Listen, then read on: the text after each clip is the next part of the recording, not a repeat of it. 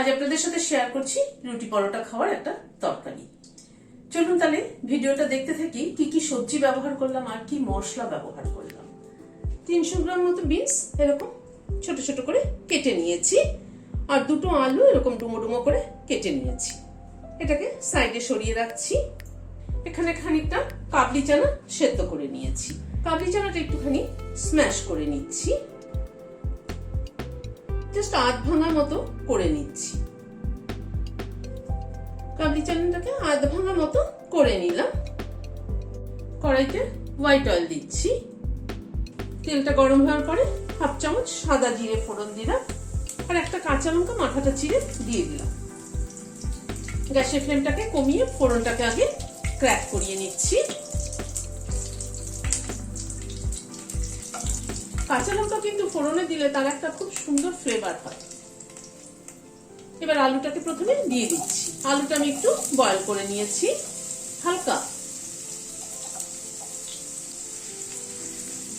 আলুটাকে দিয়ে আগে একটু আলুটাকে হালকা করে ভেজে নেব।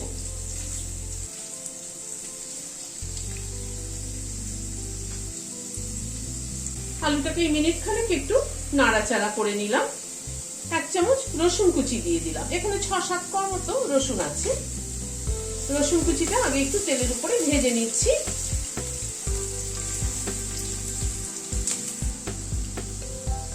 রসুন কুচিটাকে একটু হালকা লাল করে ভেজে নিলাম। তারপর পেঁয়াজ কুচিটা দিয়ে দিলাম। এখানে একটা বড় সাইজের পেঁয়াজ কুচি করে নিয়েছি। পেঁয়াজ কুচিটাকে দিয়ে এবার একটু নাড়াচাড়া করে নিচ্ছি।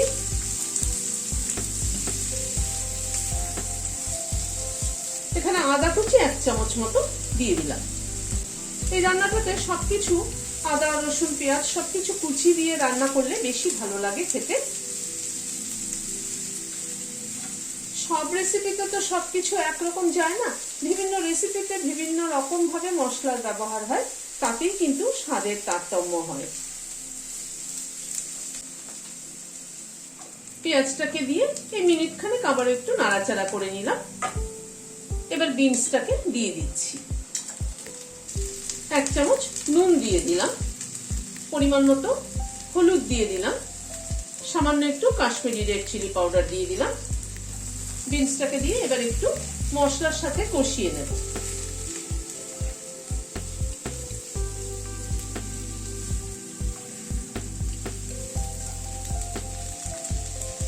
একটু ঢেকে দিচ্ছি বিনসটা সেদ্ধ হওয়ার জন্য। মিনিট 3-4 মতো ঢাকা ছিল, ঢাকাটা খুললাম।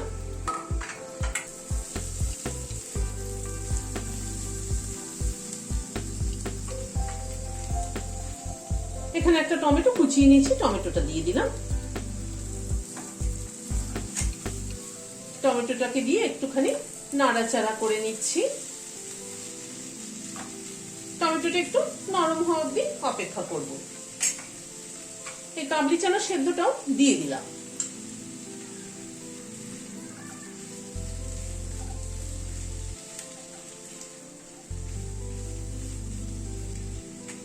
আবার একটু ঢেকে দিচ্ছি টমেটোটা যাতে তাড়াতাড়ি সফট হয়ে যায়। মিনিট 2-3 আরো ঢাকা ছিল, ঢাকাটা খুলছি।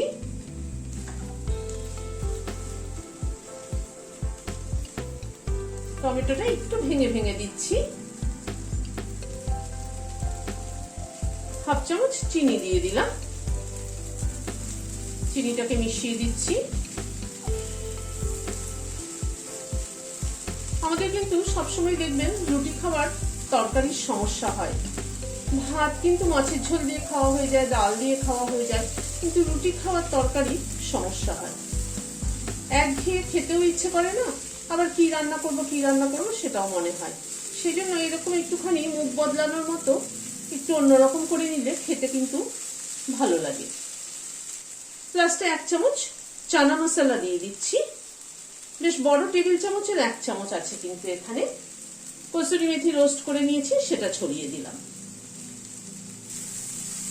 চানা মশলা আর কসুরি মেথিটাকে মিশিয়ে দিচ্ছি। এতে কিন্তু তরকারির টেস্টে পুরোটা পাল্টে যায়।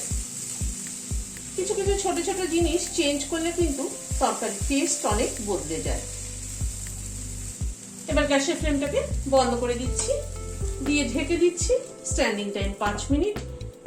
চানা মশলা, কসুরি মেথি সবকিছু ফ্লেভার অ্যাবজর্ব হওয়ার জন্য।